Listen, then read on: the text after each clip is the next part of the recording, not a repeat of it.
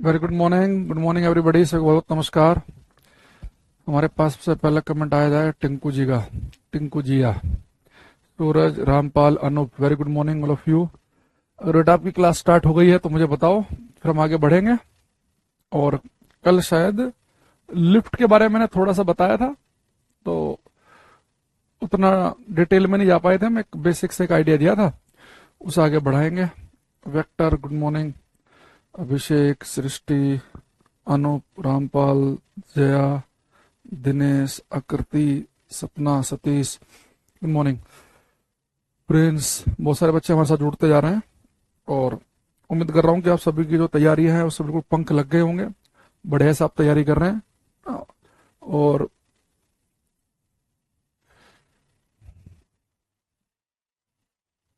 बादल, गजाला, नितेश,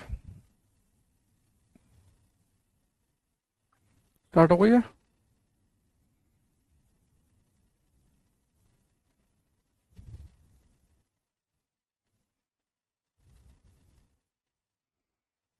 अंकिता, रिचा, चलो बहुत बार बच्चों आगे कमेंट इतने काफी हैं।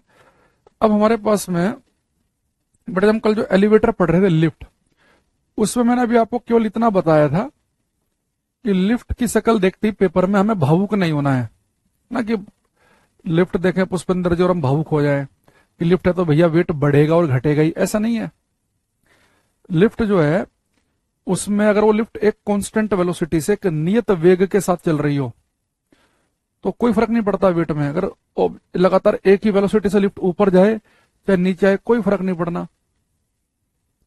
लेकिन अगर लिफ्ट जो है वो एक्सिलरेट करते हुए ऊपर की तरफ जाए, मान लो आप जिस लिफ्ट में है और लिफ्ट ऊपर की तरफ एक्सिलरेट कर रही है, यानी कि उसकी वेलोसिटी भी 0 थी और ऊपर की तरफ उसकी वेलोसिटी जो हो रही है 0 से 1 2 3 4 5, तो जब लिफ्ट ऊपर की तरफ को एक्सिलरेट करती है तो हमने कल पढ़ा था उसके अंदर खड़ा व्यक्ति अपना शरीर हल्का महसूस करता है, ठीक है।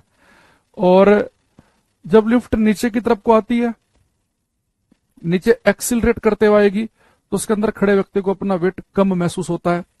और लिफ्ट का तार टूट जाए और लिफ्ट फ्री फॉल करे, मुक्त रूप से गिर जाए, तो उसके अंदर खड़े व्यक्ति को वेट होता है 0। अब हम समझते हैं कि जब लिफ्ट ऊपर जाती है एक्सिलरेट करते हुए, तो उसके अंदर खड़े व्यक्ति को अपना वेट ज्यादा महसूस क्यों होता है? भाई वेट होता है mg। तो जब लिफ्ट ऊपर की तरफ जा रही है यानी कि व्यक्ति को mg से ज्यादा वेट महसूस हो रहा है। लिफ्ट नीचे आ रही है तो वेट होता है mg, यानी कि mg में से कुछ घटेगा तभी तो वेट कम लगेगा। अब आप थोड़ा सा और अच्छे समझना वेट का पंगा क्या होता है, उसे ध्यान समझो। जैसे बेटा मान लो मेरे पास एक ये वेइंग मशीन है और आप इसके ऊपर जाके खड़े हो गए, तो सबसे पहले समझो कि जो वेइंग मशीन जो है, जो तराजू है जिसके ऊपर आप खड़े हैं मशीन के ऊपर, ये मेजर क्या करता है? देखो बेटा, जैसे हम वेइंग मशीन के ऊपर खड़े होंगे तो हम सभी को पता है कि हम सबके ऊपर धरती माता एक फोर्स लगाती है।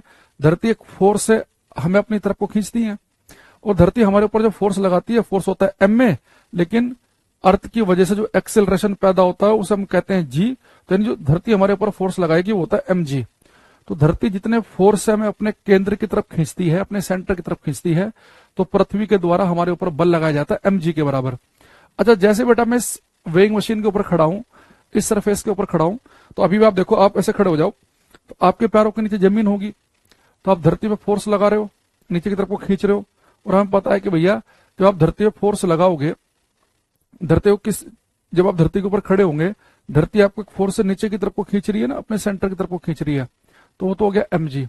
दूसरा बेटा, आप जिस सरफेस के ऊपर खड़े हो वो सरफेस बुरा मान जाता है, कहला भाई साहब मेरे ऊपर क्यों खड़े हो, साइड में हो जाओ। आप साइड में खड़े हो गए, अब जहां पे पहुंच गए अब वो बुरा मान जाएगा, मेरे ऊपर क्यों खड़े हो गए, अब साइड में हो जाओ। तो बुरा मान के करेगा क्या, आपके ऊपर एक फोर्स लगाएगा सरफेस, तो सब बोलते हैं नॉर्मल रिएक्शन। तो आप जिस सरफेस के ऊपर खड़े हैं उस सरफेस की आपके ऊपर एक नॉर्मल रिएक्शन भी कार्य करती है, एक नॉर्मल रिएक्शन, है ना। तो यानी कि जब आप जमीन पर खड़े हैं तो एक बेटा सरफेस आपके ऊपर नॉर्मल रिएक्शन ऊपर की तरफ लगा रहा है, कि आपकी बॉडी पे लग रही है नॉर्मल रिएक्शन, और एक धरती एक फोर्स आपको अपने केंद्र की तरफ को खींच रही है, वो क्या होता है एम जी। अब देखो, हम सभी को पता है कि बेटा जो नेट फोर्स का फॉर्मूला होता है सेकंड लॉ से, वो होता है F is equal to M A. अब आपके ऊपर एक फोर्स लग रहा है ऊपर, एक लग रहा है नीचे, तो नेट फोर्स इन दोनों के डिफरेंस से आएगा, ठीक है। तो अब आप रुके हुए हैं जमीन के ऊपर, ना आप ऊपर भाग रहे हैं नीचे भाग रहे हैं, तो कोई सा भी फोर्स को ले लो, चाहे आर माइनस एम जी लिख लो, चाहे एम जी माइनस आर लिख लो, कोई फर्क नहीं पड़ेगा अभी। तो नेट फोर्स क्या आएगा, R minus M G is equal to M A. तो बेटा अभी तो आप रुके हुए, आपका एक्सेलरेशन 0 है तो 0 हो गया, तो रिएक्शन क्या आ गई, एम जी के बराबर। तो एक्चुअल बेटा जब भी आप किसी वेइंग मशीन के ऊपर खड़े होते हैं ना, वो वेइंग मशीन एक्चुअल में जो नॉर्मल रिएक्शन आपकी बॉडी पे लगा रही है, वो जो लंबवत प्रतिक्रिया आपकी बॉडी पे लगा रही है, तो वेइंग मशीन नॉर्मल रिएक्शन को मेजर करती है। पर वो नॉर्मल रिएक्शन अगर आप देखो, जब आप उसके ऊपर खड़े हो, नॉर्मल रिएक्शन mg के बराबर है, तो इसलिए हम कह देते हैं कि हमारा वेट mg है।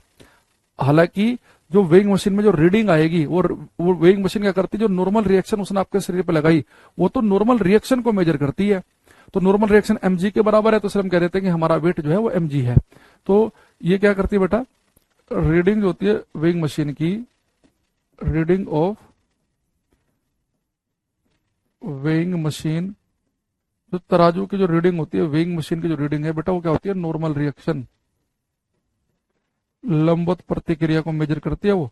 अब ये नॉर्मल रिएक्शन mg के बराबर, यानी कुल मिला के समझो कि हमारा जो वेट है वो जिस सरफेस पर हम खड़े हैं उसके नॉर्मल रिएक्शन है, और वो नॉर्मल रिएक्शन mg है तो हम कह देंगे हमारा वेट mg है। और नॉर्मल रिएक्शन mg प्लस कुछ है तो हम कह देंगे कि हमारा वेट mg प्लस कुछ महसूस होगा। और नॉर्मल रिएक्शन mg माइनस कुछ है तो हमारा वेट उतना महसूस होगा। तो एक्चुअल में हमारा जो वेट है वो सतह की नॉर्मल रिएक्शन होता है, वो mg के बराबर है। तो मान लो आपका मास 70 किलो है, जी की वैल्यू 10, तो एक्चुअल में 700 न्यूटन आपका वेट हुआ। अब बेटा जो मशीन है वेइंग मशीन, वो एक्चुअल में 700 न्यूटन को मेजर करती है। पर एक आम आदमी कंफ्यूज ना हो, उसकी रीडिंग फिर आपको दिखाई जाती है केजी में, 70 केजी। तो एक्चुअल में जो वेइंग मशीन है वो नॉर्मल रिएक्शन को पहले कैलकुलेट करती है, तो उसने नॉर्मल रिएक्शन कैलकुलेट की, तो नॉर्मल रिएक्शन मान लो क्या है, 700 न्यूटन। तो 700 न्यूटन वो जी की वैल्यू 10 से भाग करके फाइनली जो आपको वहां पे दिखता है ना 70 दिखता है, वेइंग मशीन में जो रीडिंग दिखती है वो फिर आपको अल्टीमेटली एम की रीडिंग दिखती है। तो जो केजी में होता है वो एम होता है, और फोर्स होता है न्यूटन में, तो हमारा वेट होता है एक्चुअल में न्यूटन में।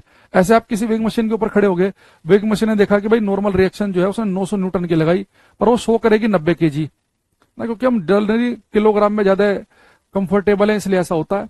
तो कोई भी जो वेइंग मशीन है वो आप समझेंगे कि वो नॉर्मल रिएक्शन को मेजर करते हैं, नॉर्मल रिएक्शन mg के बराबर है। यानी आज का जब भी हम वेट देखेंगे, एक्चुअल में वेट हम कितना महसूस करते हैं, उसके लिए सतह की लंबवत प्रतिक्रिया जिम्मेदार है। अब आप लिफ्ट का केस समझने के लिए हो चुके हैं लायक। अब देखो, हमें इतना दिमाग में रखना है कि हम क्या वेट महसूस करेंगे, क्या भार महसूस करेंगे, उसके लिए नॉर्मल रिएक्शन है इंपॉर्टेंट। अब बेटा आप एक खड़े हैं किसी के अंदर, एक आप लिफ्ट में खड़े हैं, और लिफ्ट से एक केबल बंधा हुआ है, और ये जो केबल है, ये लिफ्ट जो है ए एक्सिलरेशन से ऊपर की तरफ जा रही है, ए एक्सिलेट करते ऊपर की तरफ जा रही है। अब देखो इसके अंदर जो व्यक्ति खड़ा है, धरती उस पर एक फोर्स लगाएगी mg नीचे की तरफ, लिफ्ट की नॉर्मल रिएक्शन लगेगी ऊपर की तरफ, और लिफ्ट ए एक्सेलरेशन से ऊपर जा रही है। तो हम सभी को पता है कि जो हमारे पास में जो नेट फोर्स है वो होता है F is equal to M A के बराबर, है ना, F is equal to M A के बराबर है। तो हमें यहाँ पे नेट फोर्स निकालना है। अब बेटा जब लिफ्ट ऊपर की तरफ जा रही है तो हम ऊपर वाले फोर्स को बड़ा मानेंगे, तो हम यहाँ पे नेट फोर्स निकालेंगे R माइनस एम जी। अगर लिफ्ट नीचे की तरफ आ रही होती तो हम एम जी माइनस आर कर देते, तो यहाँ पे हमारे पास नेट फोर्स क्या हो जाएगा, R माइनस एम जी। और एक किसके बराबर है बेटा, लिफ्ट एक्सेलरेशन से ऊपर जा रही है तो उसके अंदर खड़ा व्यक्ति भी ए एक्सेलरेशन से ऊपर जाएगा, तो R माइनस एम जी हो गया एम ए के बराबर, तो R की वैल्यू होगी M G plus M A. हमारा जो बेटा वेट होता है वो क्या आता है, सरफेस की नॉर्मल रिएक्शन। नहीं, जब लिफ्ट ए एक्सेलरेशन से ऊपर की तरफ जा रही है तो इस समय जो नॉर्मल रिएक्शन है वो mg नहीं है, वो mg प्लस एम ए है। यानी अगर आप जमीन के ऊपर खड़े हैं, अगर आप जमीन के ऊपर खड़े हैं तो नॉर्मल रिएक्शन तो mg के बराबर होती है। तो अगर आप सरफेस पे खड़े, जमीन पे खड़े हैं, तो सरफेस नॉर्मल रिएक्शन mg लगा रहा है तो हमारा वेट mg है। लेकिन जब लिफ्ट ए एक्सेलरेशन से ऊपर जा रही है तो नॉर्मल रिएक्शन है mg प्लस एम ए। अब सोचो mg में कुछ जुड़ रहा है, यानी जब लिफ्ट ऊपर की तरफ एक्सीलरेट करते हुए जाएगी तो आपको अपना वेट mg महसूस नहीं होगा, mg प्लस एम ए महसूस होगा। तो यानी कि अगर आपको mg में कुछ चीज जुड़ रही है, अगर mg में कुछ चीज जुड़ रही है तो इसका मतलब बेटा क्या है कि आपको अपना वेट क्या लगेगा, ज्यादा। तो लिफ्ट के अंदर खड़े व्यक्ति को अपना भार, अपना वेट ज्यादा क्यों लगता है, क्योंकि लिफ्ट में जब लिफ्ट ए एक्सीलरेशन से ऊपर की तरफ जाए तब आपको अपना जो वेट महसूस होगा वो mg महसूस नहीं होगा, mg प्लस एम ए महसूस होगा।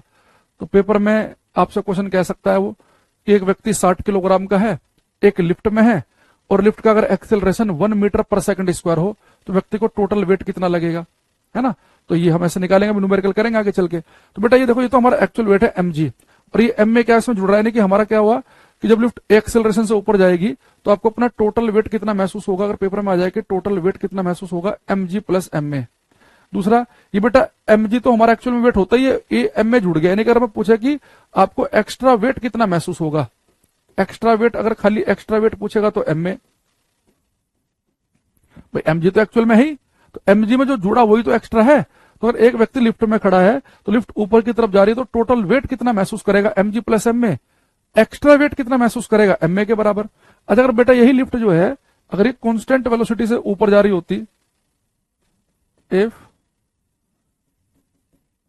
Lift is moving with constant velocity, अगर बेटा लिफ्ट जो है वो नियत वेग से मूव कर रही होती, कांस्टेंट वेलोसिटी, तो बेटा कांस्टेंट वेलोसिटी का मतलब होता है कि वेलोसिटी में कोई चेंज नहीं है, जीरो, यानी कि एक्सेलरेशन कितना हो गया, जीरो। तो बेटा लिफ्ट कांस्टेंट वेलोसिटी जाएगी तो उसका एक्सेलरेशन जीरो है, तो ये जो एक्स्ट्रा वेट है एम ए तो जीरो हो जाएगा, यानी कि अब आपका वेट फिर से कितना महसूस होगा, mg के बराबर। तो मैंने आपको ये तो बोला था कि अगर लिफ्ट कांस्टेंट वेलोसिटी से ऊपर जाए चाहे नीचे जाए आपको वेट में कोई फर्क लगेगा ही नहीं, क्योंकि जब लिफ्ट बेटा कांस्टेंट वेलोसिटी नियत वेग से ऊपर जाएगी तो आपका त्वरण जो होगा वो शून्य होगा, तो यानी कि फिर से आपको अपना वेट mg ही महसूस होने लगा। यानी लिफ्ट ऊपर जाए और वो एक्सेलरेट करते हुए जाए तो आपको टोटल वेट लगता है mg प्लस एम ए, लेकिन लिफ्ट ऊपर ही जाए, लिफ्ट ऊपर की तरफ को ही जाए लेकिन कांस्टेंट वेलोसिटी से नियत वेग से, तो त्वरण हो जाएगा शून्य, तो फिर से आपको अपना वेट उतना ही महसूस हो रहा जितना एक्चुअल में था। अच्छा दूसरी चीज यहां देखेंगे क्वेश्चन और, अरे बेटा इसी केस में हम एक काम करें,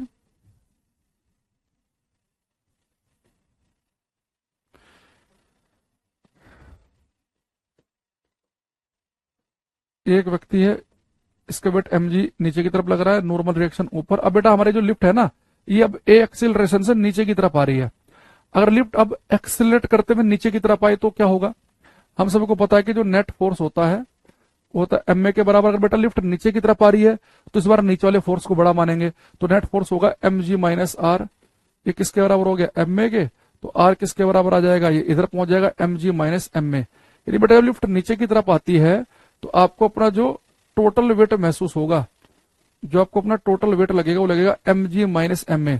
तो नॉर्मली जब हम सड़क पर खड़े होते हैं तो हमारा वेट तो mg है, अब इस mg में से कुछ घट रहा है, यानी आपको अपना वेट क्या लगेगा, कम महसूस होगा, तो mg माइनस एम ए महसूस होगा, यानी कि आपके वेट में लॉस हो गया कितना, mg तो एक्चुअल में एम ए घट रहा है, तो लॉस इन वेट।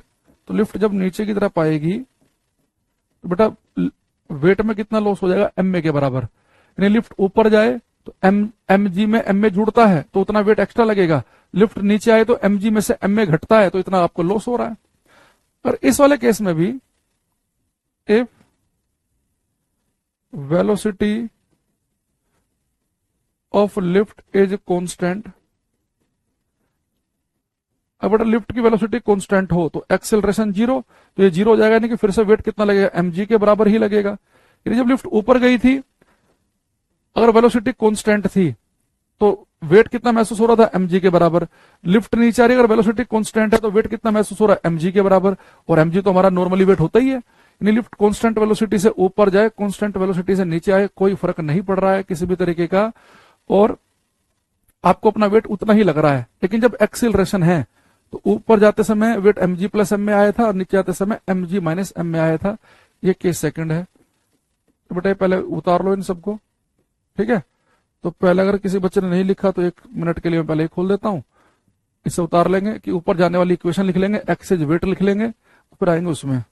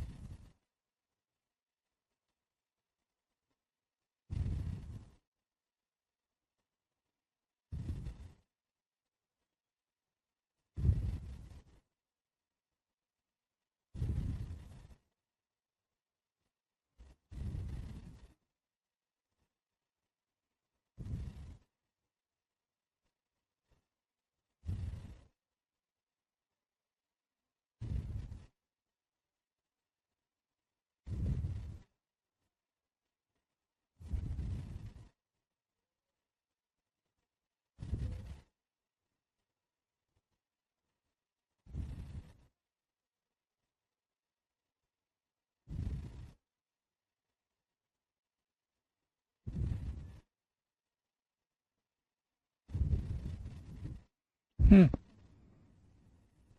लिया। अब ये वाला लिख लो। ये बेटा लिफ्ट नीचे की तरफ आ रही है तो एम जी माइनस एम में टोटल वेट होगा, लॉस कितना हो जाएगा एम ए के बराबर। ठीक है। अब इस बेटा आएंगे केस थर्ड।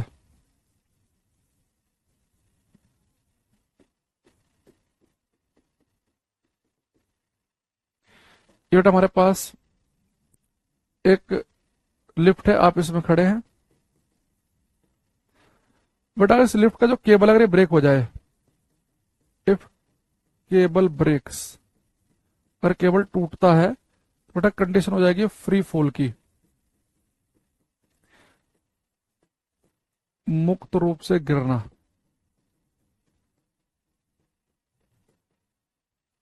बेटा अगर लिफ्ट जो है, अगर इसका केबल ब्रेक हो जाए, लिफ्ट का केबल ब्रेक हो गया, आर क्या है शुरू से क्लास देखो पता चल जाएगा आर क्या है। अभी बेटा हमारे पास में एक लिफ्ट है, इसे एक केबल ने पकड़ा हुआ था। ठीक। अब जो केबल है जो इस लिफ्ट को नीचे की तरफ लेके आ रही है, ये से ऊपर की तरफ खींच रही है, अगर ये केबल ही टूट जाए तो केबल टूटने में क्या होगा, लिफ्ट ऐसे गिरेगी, फ्री फॉल होगा। यानी लिफ्ट का जब केबल टूटेगा तो भी लिफ्ट नीचे की तरफ ही गिरेगी ना। जैसे हमने पिछले वाला केस पढ़ा कि लिफ्ट एक्सेलरेशन से नीचे आ रही है तो जो नॉर्मल रिएक्शन लगेगी, जो लंबवत प्रतिक्रिया लगेगी इस व्यक्ति के ऊपर, सतह की जो नॉर्मल रिएक्शन लगेगी, जो नॉर्मल रिएक्शन तो हमारा वेट होता है, तो जो नॉर्मल रिएक्शन है वो M G minus M A के बराबर है। तो बेटा जब लिफ्ट टूट जाएगी, ब्रेक हो जाएगी, तो भी लिफ्ट नीचे गिरेगी। पर इस वाले केस में आपको पता है कि जब लिफ्ट का केवल ब्रेक हो जाएगा, इसका जो एक्सेलरेशन होगा ना वो जी के बराबर हो जाएगा। जब लिफ्ट का तार टूट जाएगा तो लिफ्ट नीचे क्यों गिर रही है, केवल ग्रेविटी की वजह से। अब उसके साथ कोई तार नहीं बंधा, कोई डंडा नहीं फिक्स है। जब भी कोई चीज फ्री फॉल करती है, मुक्त रूप से गिरती है, तो उसका एक्सेलरेशन तो जी के बराबर होता है। यानी कि लिफ्ट, हमें क्या पता चल रहा है कि जब लिफ्ट केबल टूटेगा तो लिफ्ट नीचे आएगी और उसका एक्सेलरेशन भी फिक्स है कि वो जी के बराबर होगा। तो बेटा जब लिफ्ट नीचे की तरफ आती है तो जो नॉर्मल रिएक्शन लगती है वो क्या होती है, M G minus M A के बराबर। लेकिन जब केबल ब्रेक हो गया तो यहाँ पे एक्सेलरेशन जो है वो किसके बराबर आ जाएगा, जी के बराबर हो जाएगा। क्योंकि जब फ्री फॉल के केस में एक्सेलरेशन होता है जी, तो एम जी से एम जी कट गया तो नॉर्मल रिएक्शन जीरो। तो अगर बेटा किसी व्यक्ति के ऊपर जिस सरफेस के ऊपर आप खड़े हैं उस सरफेस की नॉर्मल रिएक्शन जीरो हो, नॉर्मल रिएक्शन क्या होता है, हमारा वेट। भाई मैंने कहा कि आप जिस सरफेस पे खड़े हैं वो सरफेस जितना नॉर्मल रिएक्शन, जितना लंबवत प्रतिक्रिया आपके ऊपर लगाएगा उतना ही वेट आप महसूस करेंगे। तो नॉर्मल रिएक्शन जीरो, सरफेस की रिएक्शन जीरो है, तो आपको अपना वेट महसूस ही नहीं होगा। यानी एक्चुअल में क्या होगा, अगर मैं मान लो कभी किसी लिफ्ट में खड़ा हूं और इस लिफ्ट का तार अचानक से ब्रेक हो जाए तो लिफ्ट फ्री फॉल करेगी, तो उस वाले केस में आपको अपना वेट पता महसूस क्यों नहीं होगा, क्योंकि आपके जो पैर है ना, आपको ऐसा महसूस होगा जैसे आपके पैर जस्ट जमीन को छोड़ने वाले हैं। आपको लगेगा जस्ट हमारे पैर जमीन को हटते रहे हैं और आपको लगेगा कि बस जैसे बस हवा सी में ही हो, आपके पैर के नीचे जमीन खिसक गई हो, आपके पैर के नीचे जमीन है ही नहीं। आपके पैर जस्ट क्या करने लगेंगे, सरफेस को से पैर आपके हटना शुरू हो जाएंगे, हट रहे हैं आपके पैर सरफेस से। तो जैसे मैं यहाँ पे खड़ा हूं लिफ्ट में और मैंने कहा कि भाई अभी मैं खड़ा हूं आराम से जमीन के ऊपर खड़ा हूं, पूरा वजन मेरे जमीन के ऊपर पड़ा हुआ है। अब जैसे अगर मेरे पैर जस्ट हटने वाले हो, अपने आप से मेरा शरीर जो है वो जमीन को छोड़ने वाला हो, तो मुझे अपने शरीर का भार महसूस ही नहीं होगा। तो आपको अपना बेटा जो वेट है वो क्या महसूस होगा, जीरो। आपको वेटलेसनेस महसूस होगी। तो आपको वेटलेसनेस, भारहीनता कब महसूस होती है, जब लिफ्ट का तार टूट जाए। क्योंकि लिफ्ट का तार टूटने पर नॉर्मल रिएक्शन जो सतह की आपके ऊपर है, जो लंबवत प्रतिक्रिया आपके ऊपर है, जिस सतह के ऊपर आप खड़े हैं, उसकी नॉर्मल रिएक्शन हो जाएगी जीरो। और सरफेस की जो भी नॉर्मल रिएक्शन हमारे ऊपर होती है, वो मैंने आपको शुरुआत में बताया था कि जो सरफेस की नॉर्मल रिएक्शन होती है वही हमारा वेट होता है। तो जिस सरफेस पर हम खड़े हैं वो सरफेस जितना भी नॉर्मल रिएक्शन, लंबवत प्रतिक्रिया हमारे ऊपर लगाता है, उसे तो हम वेट कह देते हैं। तो ध्यान से सुनते हो नहीं, गजाला तुम्हें या चलती हुई क्लास में से आगे तुम, तो जीरो। अच्छा अब बेटा इसमें केस 4 है, ये आप मुझे बताएंगे।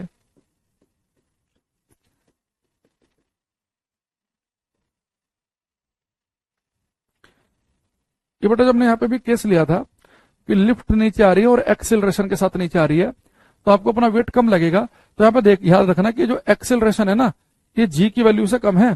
क्योंकि अगर वो एक्सेलरेशन जो है अगर ठीक जी के बराबर हो गया, मान लो आप किसी लिफ्ट को, तार बंधा हुआ है, तार टूटा नहीं है, पर आप उसे नीचे की तरफ लेके आ रहे हैं और उसका एक्सेलरेशन अगर आपने जी के बराबर कर दिया, तो वेट तो आपको जीरो महसूस होने लगेगा, फ्री फॉल जैसी कंडीशन हो जाएगी। तो लिफ्ट जब नीचे आती है एक्सेलरेशन से, तो एक्सेलरेशन जी से कम होता है वो।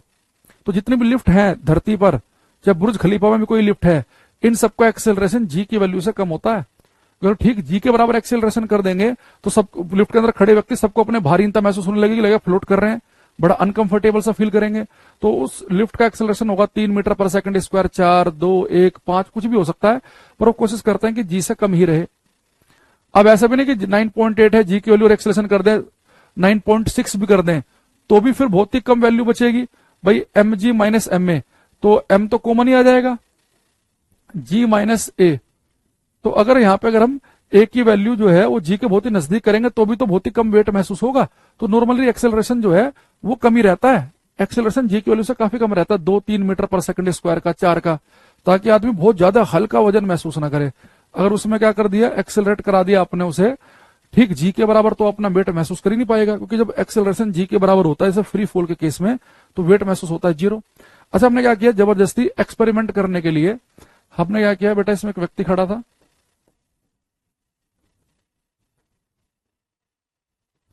एक व्यक्ति है, एक लिफ्ट में है ये, और ये लिफ्ट बेटा नीचे तो आ रही है ए एक्सेलरेशन से, और इसका एक्सेलरेशन अगर हम क्या करें जी की वैल्यू से भी ज्यादा कर दें तो क्या होगा, यानी हम लिफ्ट को नीचे की तरफ लेके आ रहे हैं और हमें पता है कि अगर वो एक्सेलरेशन ठीक जी के बराबर हो गया तो व्यक्ति को अपना वेट 0 महसूस होगा, उसे लगेगा कि उसके पैर जमीन को जस्ट छोड़ने वाले हैं। पर हमने क्या किया, जी छोड़ो, हमने जी से भी ज्यादा कर दिया, मतलब लिफ्ट नीचे आ रही है उससे एक्सेलरेशन कर दिया हमने 11 metre per second square, 11 metre per second square. तो अब क्या होगा ये आपको बताना है। अगर एक्सेलरेशन हम लिफ्ट नीचे की तरफ आए और एक्सेलरेशन जी से भी ज्यादा कर दें तो क्या होगा,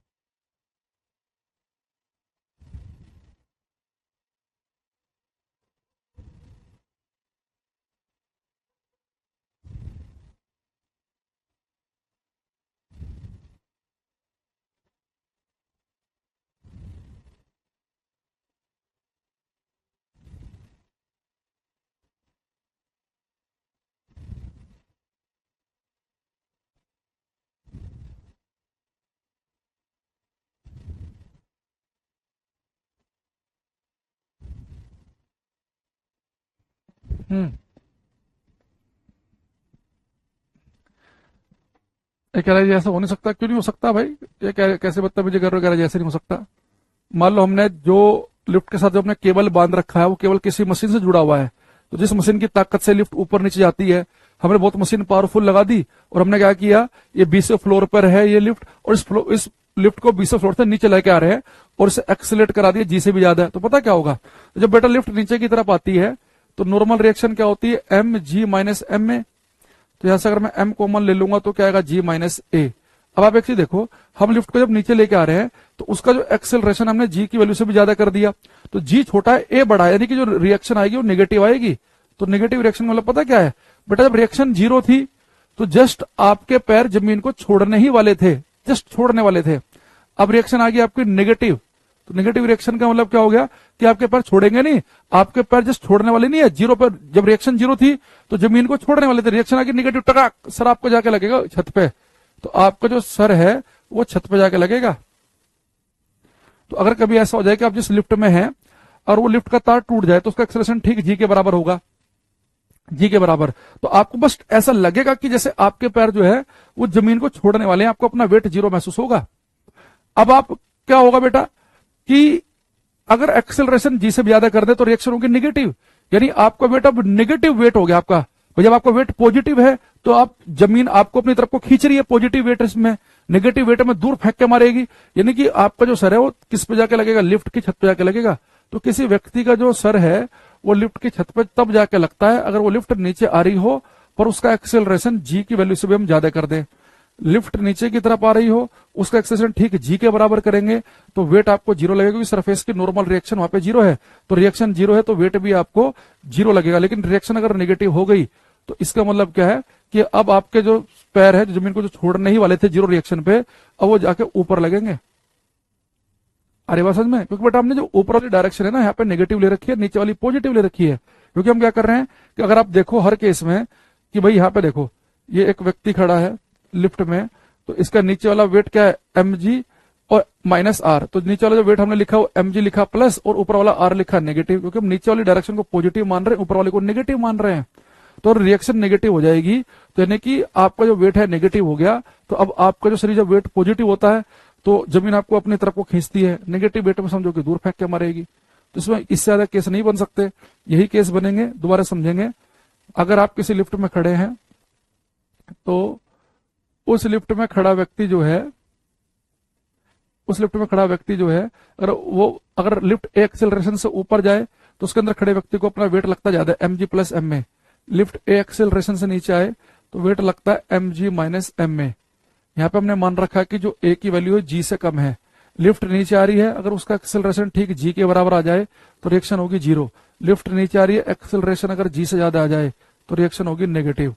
तो इसमें हमें वेटलेसनेस लगती है, भारहीनता, वेटलेसनेस भारहीनता यानी कि भार आपको लगेगा ही नहीं, यहाँ भार में कमी आएगी, यहाँ भार बढ़ेगा और यहाँ कमी होते होते जीरो ही हो जाएगा और रिएक्शन नेगेटिव, यानी कि आपका जो सर है वो लिफ्ट की छत पे जाके चिपक जाएगा। ठीक है, ये केस बनेंगे। अरे लिफ्ट से बाहर कैसे निकलेगा आदमी और लिफ्ट की छत में आके लग जाएगा, लिफ्ट क्या खुली थोड़े ना ऊपर से, लिफ्ट से बाहर निकल जाएगा। खुली लिफ्ट देखी तुमने कि ऊपर से लिफ्ट खुली हुई हो, जो बाहर निकल जाएगा वो, तो उसका सर जो है वो लिफ्ट की छत पे जाकर टक्कर मारेगा। ठीक है, अब यहां से अगर हम कुछ क्वेश्चन देखें, अभी मैंने कौन से वाली क्लास में कराए थे क्वेश्चन, ये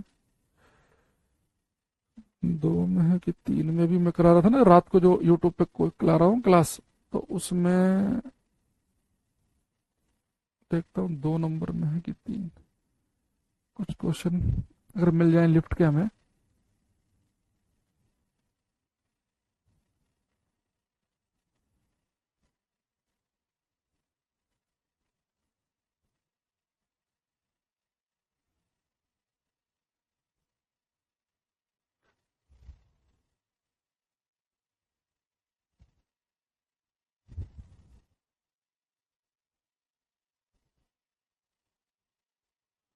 ऐसे क्वेश्चन ये है, ये कह रहा है कि an elevator weighing 6000 kg is pulled upward by a cable with an acceleration of 5 metre per second square taking g to be 10 metre per second square, then the tension in the cable। बेटा देखो, ये जो हमारे पास जो ये elevator है, जो lift है, ये केबल इसे ऊपर की तरफ खींच रहा है और कितने एक्सेलरेशन से 5, तो कह रहा है केबल में टेंशन कितनी होगी। तो बेटा केबल में टेंशन जो होती है ना वो होगी, अगर लिफ्ट ऊपर की तरफ जा रही है तो mg प्लस एम ए के बराबर। जैसे व्यक्ति जब लिफ्ट ऊपर की तरफ जाती है तो ऊपर जाते समय आपको अपना वेट कितना महसूस होता है, mg प्लस एम ए। ऐसा अगर वो पूछ ले कि लिफ्ट ऊपर जा रही है तो लिफ्ट के जो केबल है, जो तार है, उसमें कितनी टेंशन, कितना खिंचाव पैदा होगा, mg प्लस एम ए के बराबर। भाई आप एक चीज समझो, जैसे मान लो यहाँ पर एक धागा है और मैं यहाँ पे एक पत्थर बांध दूं, तो इस पत्थर का बेटा वेट mg काम करता है नीचे की तरफ, मान लो अभी बिल्कुल ये ऐसे ही लटका हुआ है आराम से, तो इसका बेटा पत्थर का वेट mg नीचे काम करेगा। और टेंशन जो होती है ना, टेंशन हमेशा होती है अवे फ्रॉम बॉडी, बॉडी से दूर, तो इस धागे में जो टेंशन होगी, बॉडी देखो, बॉडी से दूर ये होगी टेंशन। तो बेटा टेंशन अगर ये अभी यहाँ पे ये ऊपर नीचे नहीं हिल रहा है, मान लो बस धागे में पत्थर बंधा हुआ है, तो ये टेंशन किसके बराबर है, mg के बराबर। तो बेटा टेंशन जो पैदा होती है रस्सी में, वो इस चीज के बराबर होती है कि कितना वेट है ऑब्जेक्ट का।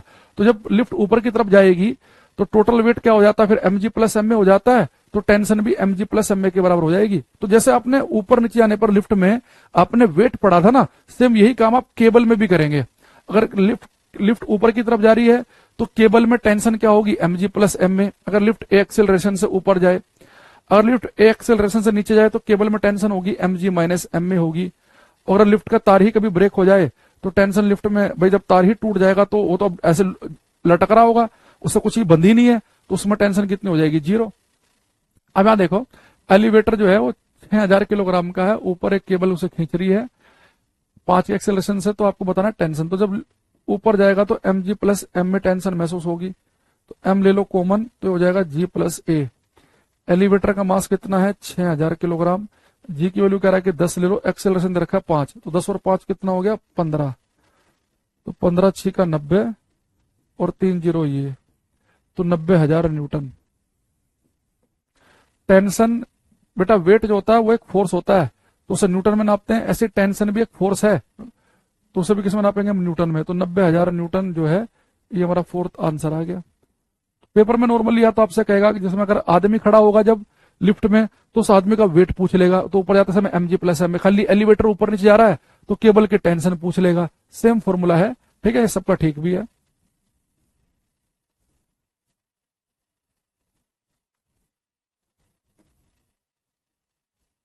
एक ही करो।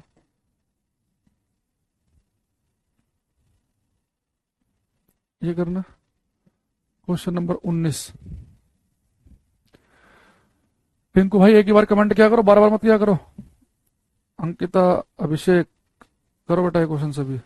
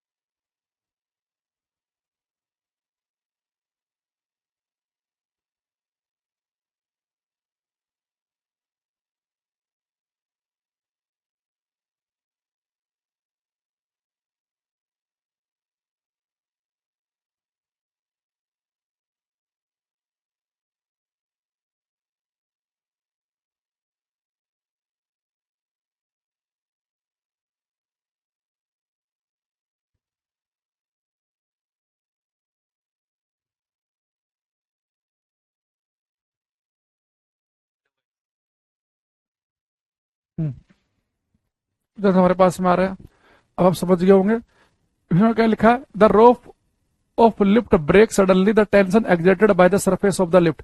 बेटा अभी तो मैंने बताया, आप एमजी क्यों लिख रहे हो, भाई जब कोई लिफ्ट है वो जिस केबल से बंधी हुई है, अगर ये तार ही टूट जाएगा तो तार तो ऐसे लटक जाएगा ये, तो उसके अंदर तो टेंशन 0 होगी। ये बता, कोई बच्चे एमजी बता रहे हैं, बताने के बावजूद भी। अभी मैंने आपको इससे पहले ये क्वेश्चन में बताया, देखो यहां लिखा भी है मैंने, कहां गया क्वेश्चन ये, इस क्वेश्चन में यहाँ पे लिखा भी मैंने कि भाई लिफ्ट अगर ए एक्सेलरेशन से ऊपर जाएगी तो टेंशन पैदा होगी एम जी प्लस एम में, ए एक्सेलरेशन से नीचे आएगी तो केबल में टेंशन होगी एम जी माइनस एम में, उसका तार ही ब्रेक हो जाएगा तो टेंशन 0 होगी। तब भी एम जी लिख दे रहे हो यार तुम, है सही है भाई तुम्हारा।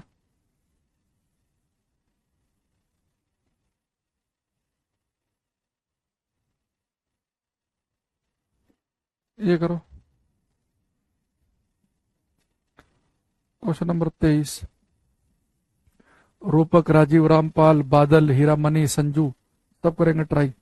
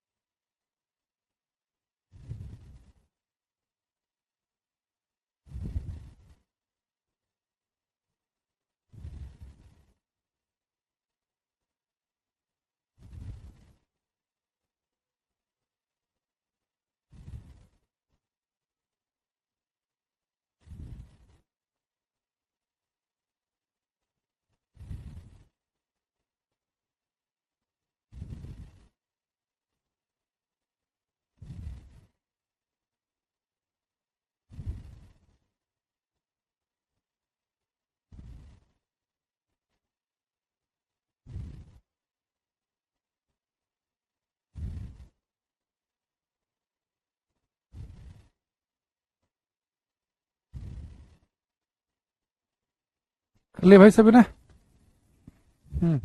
निहित, बीबी नायडू, अंकिता, टिंकू, बादल। इसने लिखा है ए lift of mass 1000 kg is moving with an acceleration of 1 meter per second square in the upward direction.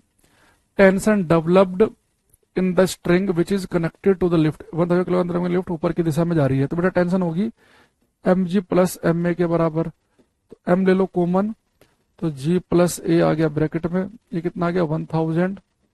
देखो जी की वैल्यू बेटा यहाँ पे 9.8 लेना। जब भी ऑप्शन में आपको 9800 दिख रहा हो ना ऐसे, तो समझ जाना कि उसने जी की जो वैल्यू है वहां पे 9.8 लेके सोल्व कर रखा है क्वेश्चन।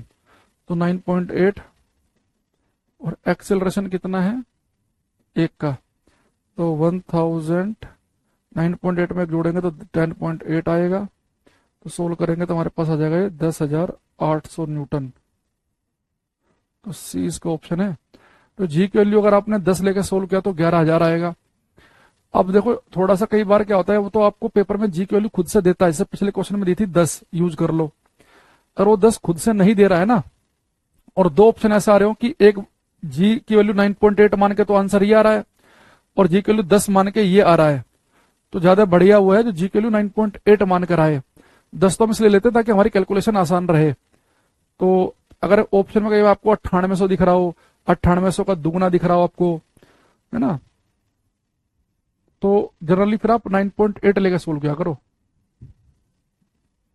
अगर ऑप्शन दूर दूर के हो ना तो तब सीधा 10 लेके सोल्व कर लिया करो, पर ये नजदीक नजदीक ऑप्शन है, थोड़ा ध्यान रखना पड़ेगा।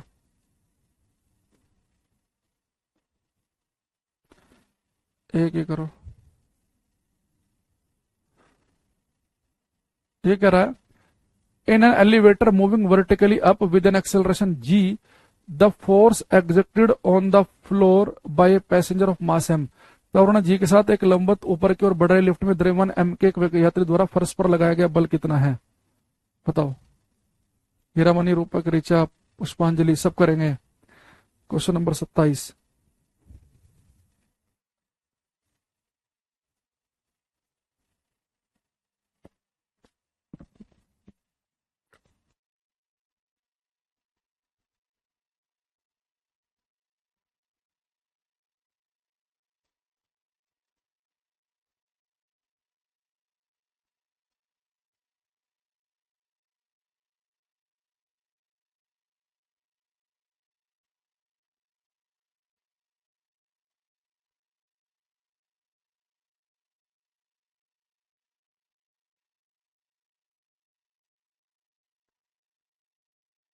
अंजू, नीतीश, दोनों के आंसर अलग अलग आए हैं भाई।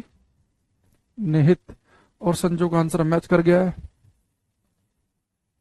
रामपाल, नायडू।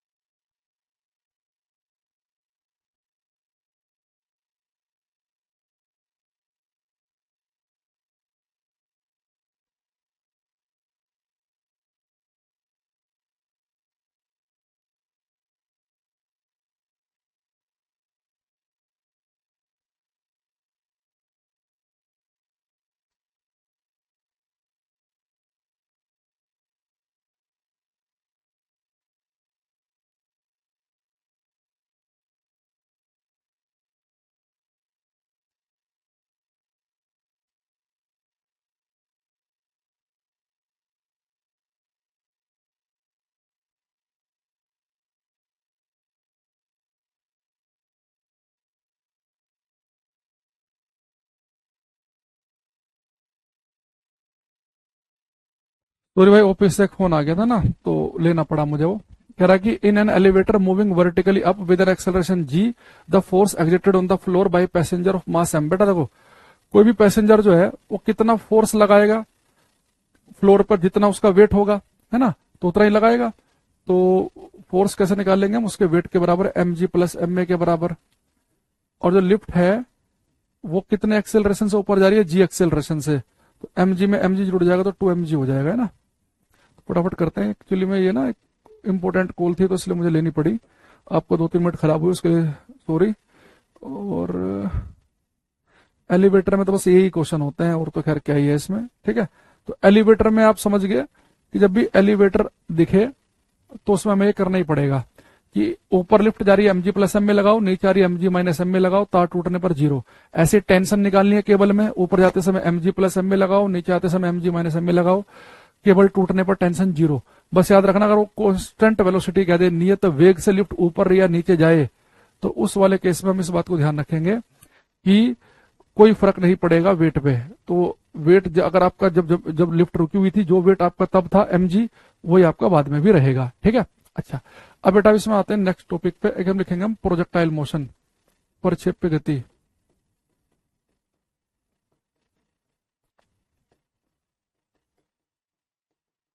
प्रोजेक्टाइल मोशन, प्रक्षेप्य गति।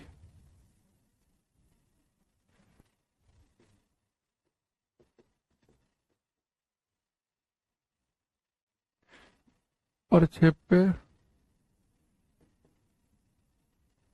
गति, प्रोजेक्टाइल मोशन। देखो बेटा, अभी तक जो हम मोशन पढ़ रहे हैं ना, उसमें हमारा ऑब्जेक्ट केवल एक स्ट्रेट लाइन में जा रहा है, कि आगे पीछे जा रहा है ना, या फिर अगर under the action of gravity है तो ऊपर नीचे जा रहा है। नहीं, हमारा ऑब्जेक्ट या तो एक्स एक्सिस में चल रहा है या वाई एक्सिस में चल रहा है। अब हम क्या करेंगे, हमारे ऑब्जेक्ट एक प्लेन में चलेगा, एक तल में चलेगा, यानी कि वो एक्स एक्सिस की तरफ को भी में भी कुछ आगे बढ़ता हुआ दिखेगा और वाई एक्सिस में भी आगे बढ़ता हुआ दिखेगा। जैसे आप खुद सोचो, जैसे मान लो अगर एक पार्टिकल बेटा केवल ऐसे जा रहा हो तो केवल वाई एक्सिस में ऊपर नीचे जा रहा है, यहाँ पे जा रहा है तो केवल एक्स एक्सिस में जा रहा है। लेकिन मान लो कि बेटा कोई पार्टिकल मेरा अगर यहाँ पे था और यहाँ पे चला गया, तो देखो एक्स में भी कुछ आगे बढ़ गया, इतना एक्स में आगे बढ़ गया, और पहले यहाँ पे था बिल्कुल, और वाई में इतना आगे बढ़ गया। तो इसे हम बोलेंगे कि वो प्लेन में चल रहा है, एक्स वाई प्लेन में, जहाँ पे एक्स एक्सिस की तरफ कोई बढ़े और वाई एक्सिस की तरफ कोई बढ़े। तो हम क्लास में क्या बात करेंगे कि अब हमारा जो ऑब्जेक्ट होगा वो एक प्लेन में, एक तल में आपको चलता हुआ दिखाई देगा। अब यहाँ पे देखो प्रोजेक्टाइल मोशन क्या है। जैसे बेटा ये हमारा एक ये सरफेस है, ग्राउंड है। अगर आप जमीन से किसी ऑब्जेक्ट को थीटा एंगल पर फेंक दें यू वेलोसिटी से, तो हमारा ऑब्जेक्ट कुछ ऐसे जाएगा। तो बेटा जब कोई ऑब्जेक्ट को आप थीटा एंगल पर फेंकेंगे तो ऑब्जेक्ट जो है उसे हम कहेंगे कि प्रोजेक्टाइल मोशन कर रहा है। तो प्रोजेक्टाइल मोशन में कोई object under the action of gravity तो होता है कि ग्रेविटी, देखो आपने कोई भी पत्थर या कोई भी बॉल ली, दूसरा आपने इससे हिट किया, आपने फेंक के मारा, तो बस आप उसके ऊपर एक बार उसे फेंक के मारोगे, उसके बाद वो केवल ग्रेविटी की वजह से नीचे आए, यानी यहाँ पे हमारा object under the action of gravity तो रहेगा, लेकिन वो क्या करेगा बेटा, किसी एंगल पर फेंकेंगे उसे हम। अगर मैं किसी ऑब्जेक्ट को थीटा एंगल पर यू वेलोसिटी से फेंक दूं तो ऑब्जेक्ट जो है हमारा कुछ ऐसे जाएगा और यहाँ पे जाकर टक्कर मारेगा। तो ये हमारा जो मोशन है प्रोजेक्टाइल मोशन है। किसी वस्तु को आप सीधे नीचे छोड़ दो तो फ्री फॉल है, केवल एक ही डायरेक्शन में ऑब्जेक्ट नीचे आ रहा हो, फ्री फॉल। किसी ऑब्जेक्ट को सीधा आपने ऊपर फेंक दिया, थ्रो किया आपने, ऊपर की तरफ जा रहा है। लेकिन जब किसी ऑब्जेक्ट को थीटा एंगल पर फेंकेंगे तो वो ऑब्जेक्ट बेटा आपको आगे भी जाता हुआ दिखाई देगा। भाई यहाँ पे था और यहाँ पहुंच गया, एक्स एक्सिस में इतना आगे पहुंच गया, और वो आपको वाई एक्सिस में दिखेगा कि उसकी आपको देखो हाइट भी बढ़ रही है लगातार, और फिर नीचे आते समय हाइट घट भी रही है। तो यानी यहाँ पे मोशन एक्स एक्सिस में भी हो रहा है और वाई में भी हो रहा है। तो इसमें मोशन जो होता है प्रोजेक्टाइल मोशन में एक प्लेन में, एक तल में होता है। अब आपने यू वेलोसिटी से किसी ऑब्जेक्ट को थीटा एंगल पर फेंका, तो जहां से बेटा आपने इस ऑब्जेक्ट को फेंका और जहां पे जाके इसने पहली बार टप्पा खाया, फर्स्ट टाइम इसने जमीन को टच किया, इन दोनों पॉइंट के बीच की जो दूरी होती है इसे हम बोलते हैं हॉरिजॉन्टल रेंज। ये हमारी कहलाती है हॉरिजॉन्टल रेंज, क्षैतिज परास, क्षैतिज परास, ठीक। और ये बेटा जो हमारा है यहां से लेकर यहां तक, ये क्या बेटा, देखो हाइट तो ये भी है, ये भी है, ये भी है, पर ये बिल्कुल बीचों बीच वाली क्या होगी, होगी हमारी मैक्सिमम हाइट। तो हॉरिजॉन्टल रेंज को मैं आर से लिखूंगा और इस मैक्सिमम हाइट को लिखूंगा मैं एच से। ये अधिकतम ऊंचाई है, मैक्सिमम हाइट। ठीक, तो एक हॉरिजॉन्टल रेंज आर और मैक्सिमम हाइट क्या बनी हमारी एच बनी। ठीक, अच्छा अब यहां पर पहले मैं आपसे 3 घिसे पिटे क्वेश्चन पूछूंगा और उसके बाद इसमें हम धीरे धीरे लेवल बढ़ाएंगे। तो पहले आसान से क्वेश्चन कर लेते हैं। अच्छा, अगर मान लो 2 बच्चे खड़े हो जाएं बगल बगल, अर्थ के ऊपर ही दोनों खड़े हुए हैं, और उन दोनों में शर्त लग जाए कि देखते हैं दोनों बॉल फेंकेंगे किसकी बॉल ज्यादा दूर जाएगी। कई बार हमने बचपन में शर्त लगाते थे, जैसे बॉल ली वो बॉल फेंकते थे, देखते हैं किसकी बॉल ज्यादा दूर जाएगी। अब हमारे में शर्त लग गई, तो आप कहोगे किसकी बॉल दूर जाएगी, आप कहोगे सर सीधी सी बात है जो ज्यादा स्पीड से फेंकेगा। एक बच्चा फेंक की बॉल ऐसे रहा है तो उसकी यहीं गिर पड़ेगी पैरों के पास, और एक ऐसे फेंक रहा है तो उसकी दूर जाएगी। तो मामला सारा का सारा इस बात पर डिपेंड करेगा कि किसने ज्यादा स्पीड दी बॉल को ना, और स्पीड ज्यादा वही दे पाएगा ज्यादा फोर्स लगाएगा। तो जो ज्यादा स्पीड से इसके हाथ से बॉल निकलेगी दूर जाएगी, और जिसके हाथ से कम स्पीड से निकलेगी उसके नजदीक गिर पड़ेगी। लेकिन अगर ये दोनों बच्चे सेम स्पीड से ही बॉल फेंके, पहले वाले बच्चे के हाथ से बॉल निकली 45 मतलब 20 मीटर पर सेकंड की स्पीड से, दूसरे वाला जो बच्चा है उसके हाथ से भी बॉल निकली 20 मीटर पर सेकंड की स्पीड से, अब किसकी बॉल दूर जाएगी। अब ये बेटा मैटर करेगा कि आपने जमीन से एंगल कितना बनाया, फिर एंगल इंपॉर्टेंट रोल प्ले करेगा। अगर दोनों सेम ही स्पीड से बॉल फेंक रहे हैं तो फिर जो बेटा जमीन से 45 डिग्री के एंगल पे बॉल फेंकेगा उसे मैक्सिमम रेंज प्राप्त होती है। ये मैं प्रूव भी करूंगा फॉर्मूले से। अब याद रखना, अगर आप चाह रहे हैं कि आपको क्षैतिज परास अधिक से अधिक मिले तो आपको बॉल किस एंगल पर फेंकनी चाहिए, 45। आप उतनी ताकत से बॉल फेंको 60 डिग्री पर, उतनी ताकत से फेंको 30 पर, उतनी ताकत से फेंको 45 पर, तो सबसे ज्यादा जो आपको रेंज प्राप्त होगी वो 45 डिग्री पे मिलेगी। तो यहाँ पे लिखेंगे हम फॉर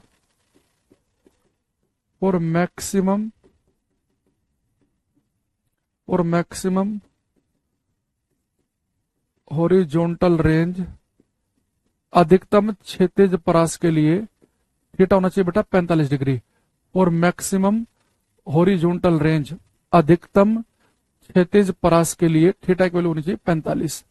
अच्छा, अब हमारे में शर्त लग गई कि हम सब बॉल ऊपर फेंकेंगे, देखते हैं किसकी बॉल ऊपर जाए।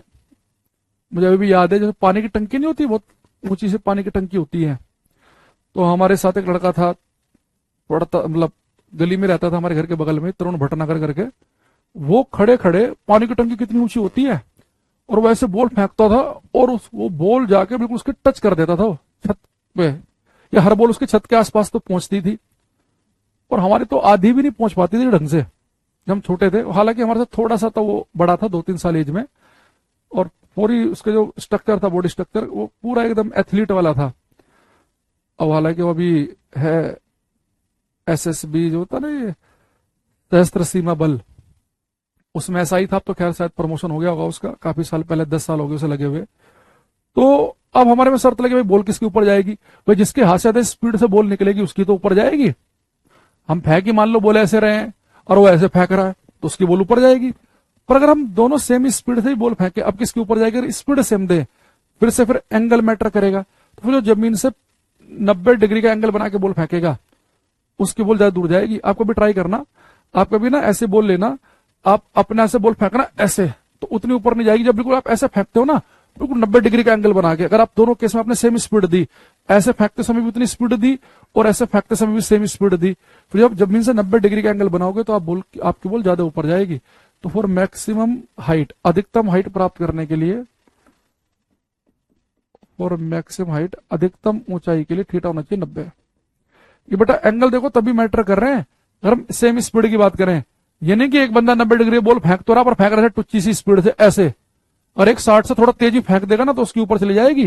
जब यहाँ पे बात हो रही है सेम स्पीड पे, उतनी स्पीड से 60 डिग्री बॉल फेंको, उतनी स्पीड से 90 पे, तो 90 पे ज्यादा ऊपर जाएगी। उतनी स्पीड से 30 बॉल फेंको, उतनी से फेंको 45 पे, तो रेंज 45 पे ज्यादा मिलेगी। तो सेम स्पीड पे कंपेरिजन कर रहे हैं हम। ये बहुत सारे बच्चों को बस क्या लगता है कि रेंज और हाइट के लिए बस एंगल ही ध्यान रहता है उन्हें, कि 45 फेंक दो मैक्सिमम रेंज मिल जाएगी। अरे 45 मैक्सिमम रेंज तब मिलेगी जब सेम स्पीड पे बात करें हम। थर्ड, कि बेटा एक प्लेन में जो ये प्रोजेक्टाइल हमारा मोशन कर रहा है, कि ऐसे फेंक और ये ऐसे जा रहा है, इस पाथ को हम बोलते हैं पैराबोलिक पाथ, परवलयाकार मार्ग। तो अगर कोई आपसे पूछ ले कि प्रोजेक्टाइल का पाथ कैसा होता है, उसके मार्ग को हम क्या कहते हैं, उसके द्वारा जो पाथ फॉलो किया जाता है उसे हम कहते हैं पैराबोलिक। तो लिखेंगे ट्रेजेक्टरी यानी कि पाथ, रास्ता, trajectory of a projectile is parabolic. Is parabolic. प्रक्षेप्य का मार्ग परवलयाकार होता है। प्रक्षेप्य का मार्ग परवलयाकार होता है। Trajectory of a projectile is parabolic. प्रक्षेप्य का मार्ग परवलयाकार होता है। तो मैक्सिमम रेंज के लिए 45, मैक्सिमम हाइट के लिए 90, और ट्रेजेक्टरी कैसे होगी उसकी? पैराबोलिक, परवलयाकार। ठीक। अब एक बार हम इन तीनों को देखते हैं। देखो बेटा, जो आपको रेंज मिलती है ना, इस रेंज का फॉर्मूला होता है u square sine 2 theta by g. अच्छा, कई बार पेपर में डायरेक्ट फॉर्मूला पूछ लेता है कि जो हमें रेंज मिलती है इसका फॉर्मूला क्या है, पर वहां पे बोलता है कि अगर बॉल को वी स्पीड से फेंकें, अगर वी स्पीड से फेंकेंगे तो फॉर्मूला बन जाएगा हमारा यू स्क्वायर की जगह v square sine 2 theta by g ना। वो तो कोई समझ ही रहे हो आप। या बोल दे कि बॉल को फेंका एक्स स्पीड से, तो यू स्क्वायर की जगह एक्स स्क्वायर आ जाएगा, उसमें क्या है। अच्छा, जो बेटा आपको हाइट मिलती है, इसका फॉर्मूला होता है u square sine 2 theta by g. Sorry, u square sine square theta, u square sine theta by g, और u square sine square theta by 2 g. ठीक। अब यहां बड़े ध्यान से देखो, पहले आप रेंज का फॉर्मूला पकड़ो।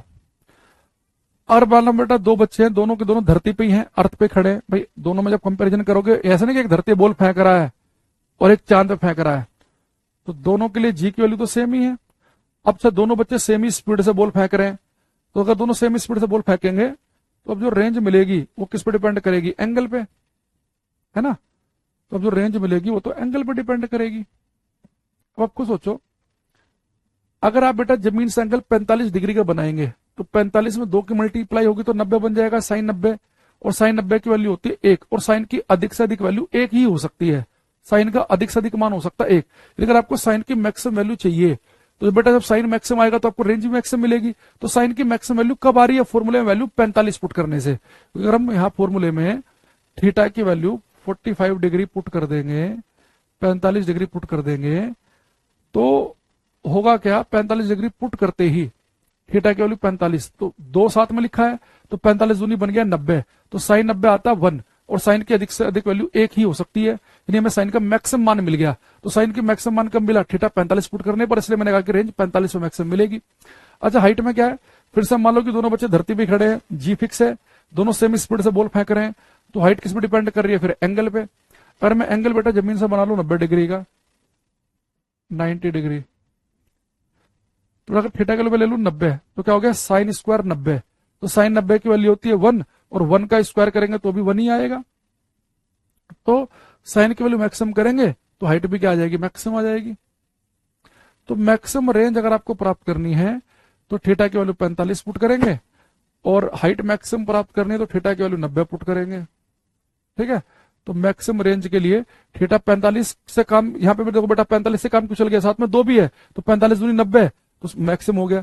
पर यहाँ पे बेटा साथ में 2 नहीं, यहाँ पे तो स्क्वायर है, और आप सबको पता होना चाहिए कि साइन 2 थीटा और साइन स्क्वायर थीटा में जमीन आसमान का फर्क है। साइन स्क्वायर थीटा का मतलब होता है कि sine theta into sine theta, और साइन 2 थीटा होता है 2 sine theta into cos theta. दोनों अलग अलग चीज है। तो यहाँ तो 45 पुट करते ही 90 बन गया, और यहाँ तो स्क्वायर है तो 90, तो साइन स्क्वायर 90, तो यानी साइन स्क्वायर 90 वाला हो गया साइन 90 1, 1 का स्क्वायर करेंगे फिर 1 आएगा, तो साइन की मैक्सिमम वैल्यू यहाँ 90 पुट करके आएगी, यहाँ साइन की मैक्सिमम वैल्यू 45 पुट करके आएगी, इसलिए ऐसा लिखा मैंने। अच्छा, दूसरी चीज,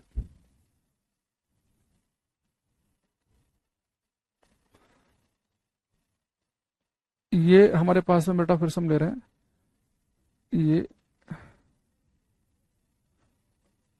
ऑब्जेक्ट ऐसे गया, थीटा एंगल फेंका यू वेलोसिटी से, ये हमारे पास में है रेंज आर, और ये हाइट है हमारे पास में कितनी? एच। ठीक। तो रेंज हमारे पास में आ गई u square sine 2 theta by g, height आ गई u square sine square theta by 2 g. बेटा एक चीज हम लिखेंगे यहाँ पर, टाइम ऑफ फ्लाइट, उड़ियन काल का समय, टाइम ऑफ फ्लाइट।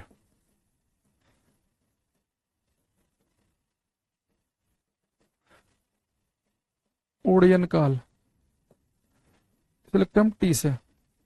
तो फ्लाइट का टाइम का मतलब क्या होता है, जैसे मान लो आप कभी कह रहे हो कि यार मैं ना आज फ्लाइट से जाऊंगा, दिल्ली से चेन्नई जा रहा हूं मैं, और मेरी फ्लाइट का टाइम है 1.5 घंटे। फ्लाइट के टाइम में आप कौन सा टाइम काउंट करते हो, कि जब आपकी फ्लाइट जमीन को छोड़ दे और लैंड कहाँ कर दे, चेन्नई पे, वही तो फ्लाइट का टाइम होता है। या आप वो भी टाइम उसमें ऐड कर लेते हो कि जी मेरी फ्लाइट है 12 घंटे की, दिल्ली से चेन्नई 12 घंटे की फ्लाइट है, कैसे जी, क्योंकि 1-2 घंटा मुझे घर से आने में लगेगा, मेरे घर से एयरपोर्ट दूर है, और फिर उसके बाद में भाई वहां पे जाऊंगा मैं, 1-1.5 घंटा उन्होंने पहले बुलाया चेकिंग वेकिंग करने के लिए, 4 घंटे हो गए, 1.5 घंटा फिर मैं हवा में रहूंगा, फिर उतरूंगा, फिर आधा पौन घंटा फिर चेकिंग में, और फिर जहां मुझे जाना है उससे भी 2-3 घंटे आगे जाना है, चेन्नई के पास किसी शहर में। तो ऐसा थोड़े ना करते हम। फ्लाइट का टाइम का मतलब होता है कि जहां से आपका प्लेन जैसे उठे, जमीन से दिल्ली से उठा, और कितने समय तक वो हवा में रहा, और फिर जैसे लैंड कर गया, तो हम कहते हैं हमारे फ्लाइट का टाइम जो है वो 90 मिनट की फ्लाइट थी हमारी, या 40 मिनट की थी, या 1.5 घंटे की, या 2 घंटे की। तो जनरली डोमेस्टिक फ्लाइट तो इतने ही समय की होती है, 1.5 घंटा, 1.25 घंटा, 2 घंटे, इतने में काम हो जाता है। हाँ, अगर आप मान लो इंटरनेशनली दूर जा रहे हैं तो ऐसा भी हो सकता है कि आपकी फ्लाइट 12-12, 15-15, 20-20 घंटे भी रहे।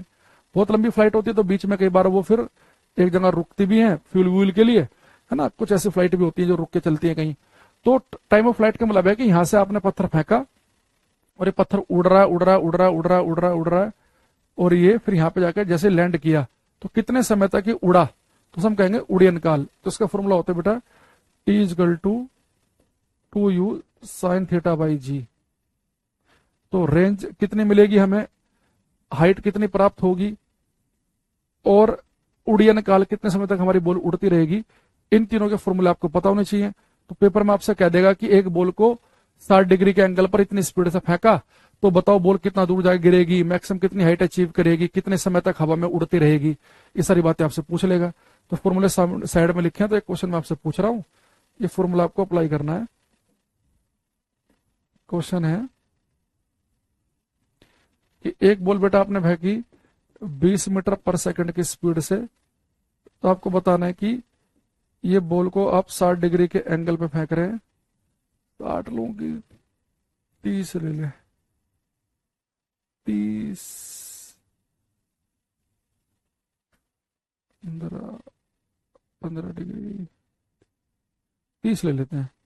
एंगल बेटा जो है हमारा मान लो कि 30 डिग्री का है। तो आपको बताना है कि कितनी रेंज मिलेगी, कितनी हाइट मिलेगी, और साथ में आपको ये बताना है कि टाइम ऑफ फ्लाइट कितना होगा। तीनों चीजें निकालनी है, और जी के वैल्यू का आप 10 यूज कर सकते हो, है ना। ये मान लो कि आपको गिवन है कि जी 10 यूज करो।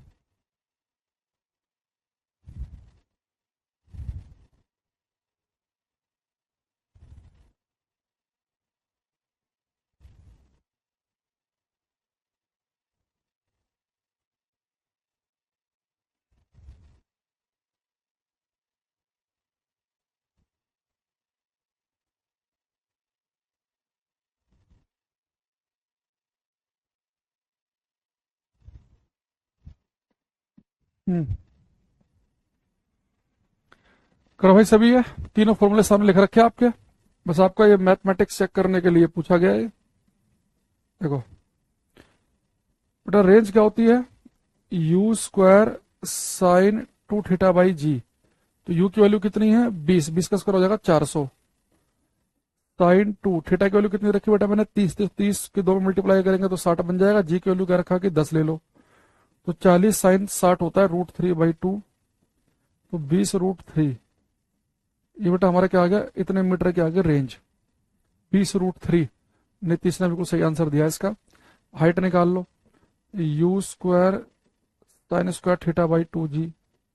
तो u कितना है हमारे पास में, 20 का स्क्वायर हो जाएगा 400, sin² थीटा की वैल्यू कितनी है 30 degree,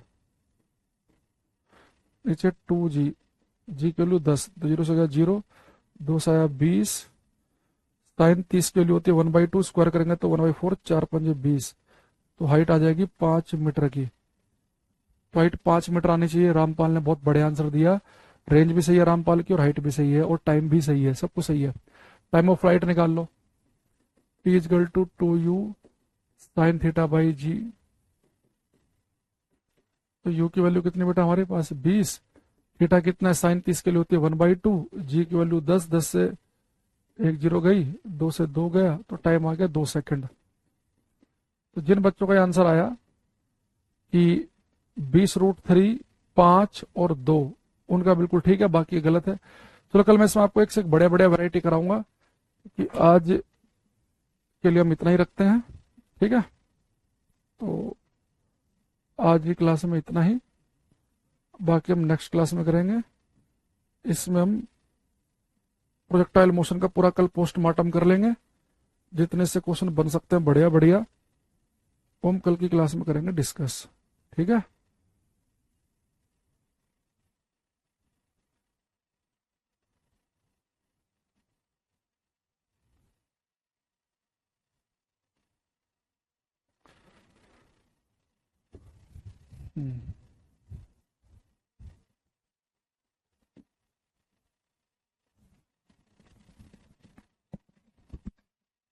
bye Tinku, Bibi Naidu, Ankita, bye everyone, thank you.